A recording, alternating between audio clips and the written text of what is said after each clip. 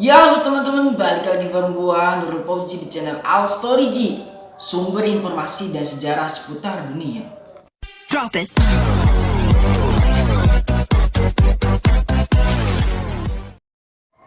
Oke teman-teman, kali ini kita berada di segmen sejarah seputar dunia. Hari ini gua mau ngebahas tentang Terry Joe. Siapakah Terry Joe itu?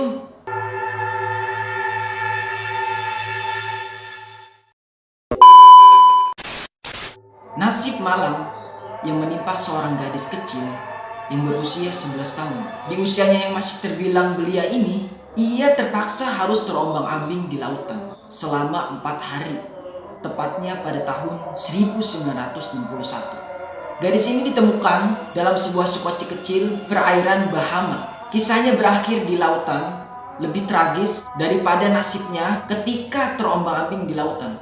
Ialah Terry Joe Deverlaut yang menjadi saksi hidup atas pembantaian brutal yang dialami keluarganya saat berlibur menggunakan sebuah kapal.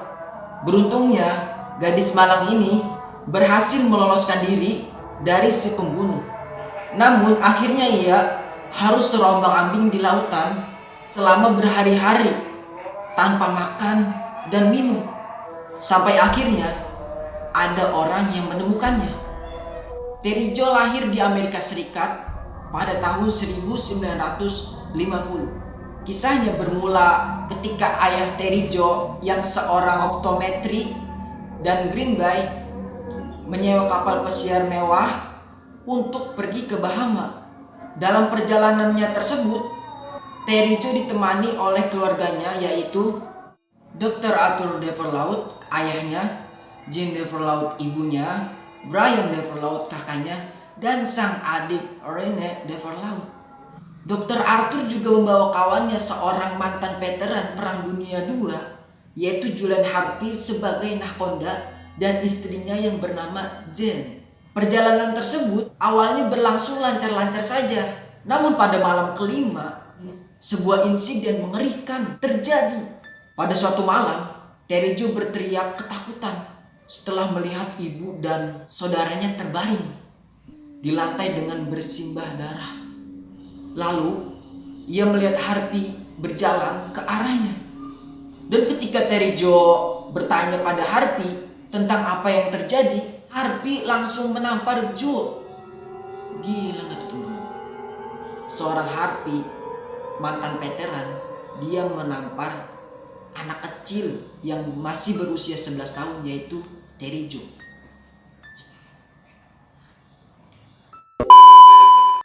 Namun beruntungnya ketika itu kapal terasa oleng dan level air mulai menaik, pada level bahaya untuk itulah Harpy segera bergegas untuk turun ke bawah. Nah, di saat itulah Terry Joe mengambil kesempatan untuk melarikan diri dari Harpy. Ia melemparkan sekoci kecil dan kabur.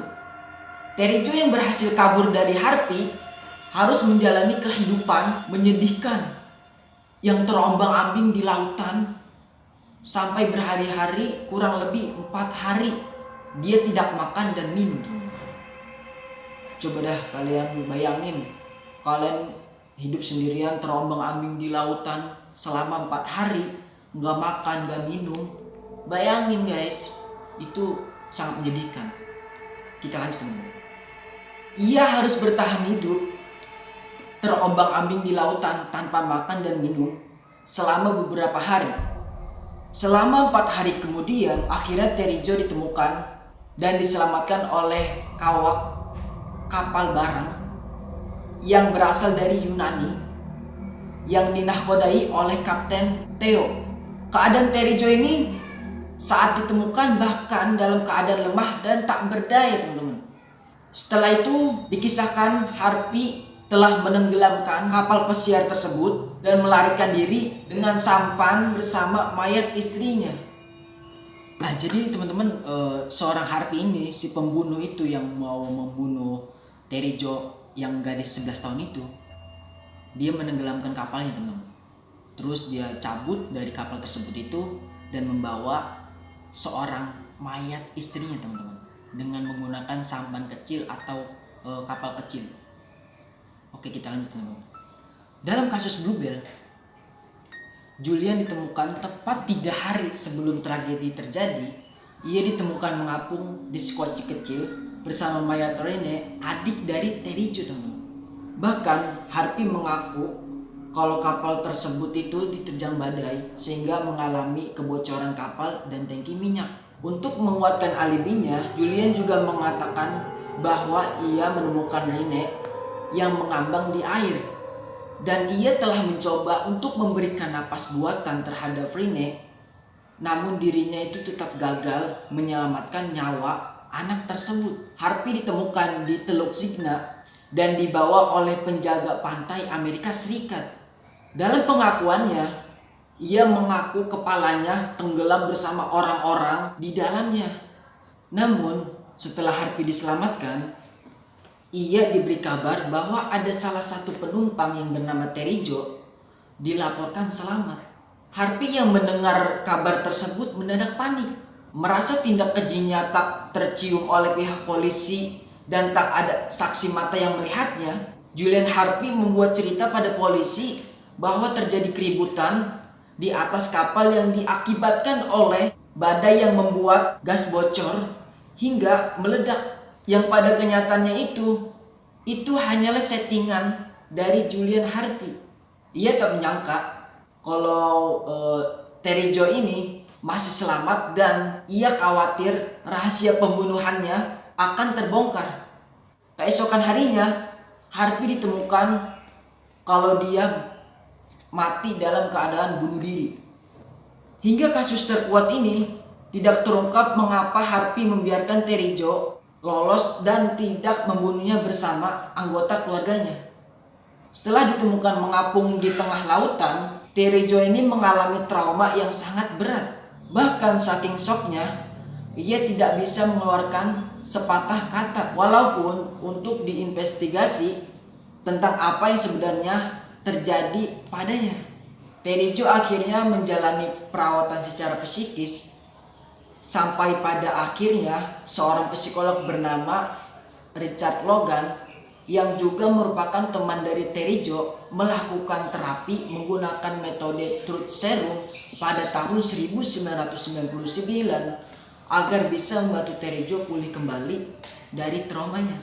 Beberapa tahun kemudian, Terry Jo akhirnya mengungkapkan kejadian tragis yang dialaminya. Apa yang dialami Terry Jo ini tentunya sangat mengerikan. Apalagi saat itu Terry Jo masih berumur sangat muda, yaitu 11 tahun. Masih sangat kecil untuk mengalami kejadian buruk tersebut. Richard Logan pun akhirnya menuangkan kisah mengerikan Terry Jo ini ke dalam buku yang berjudul Alone dan Orphaned on the Ocean. Terry Jo sendiri lambat laun sudah bisa melupakan tragedi tersebut dan berjuang untuk menatap ke masa depan. Bahkan diketahui Terry Jo kini bekerja di Departemen Sumber Daya Alam sebagai seorang staf di sektor perikanan dan kelautan. Kisah Terry Jo ini cukup terkenal pada tahun 1961 dan sempat diwartawankan melalui media-media cetak kala itu. Salah satunya yaitu The Miami Herald. Mungkin teman-teman yang telah menyimak video ini dari awal sampai akhir, pasti kalian bisa menyimpulkan kisah Terry Jo ini. Kalau misalkan kalian suka dengan video ini, jangan lupa di like, subscribe, dan jangan lupa share ke sosmed yang kalian punya.